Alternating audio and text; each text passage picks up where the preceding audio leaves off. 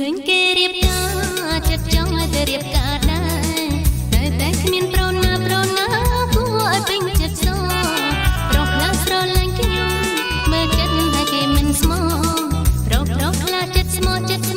តែសម្រស់មិនបាន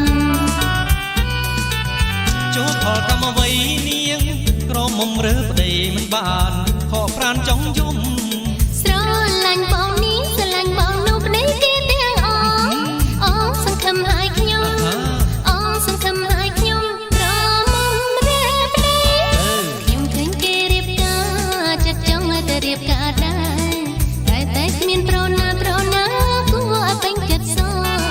ប្រុសខ្លះស្រឡាញ់ខ្ញុំមើលចិត្តថាគេមិនស្មោះប្រុសខ្លះចិត្តស្មោះតែសម្រស់មិនបានចូលផលកម្មអ្វីនាង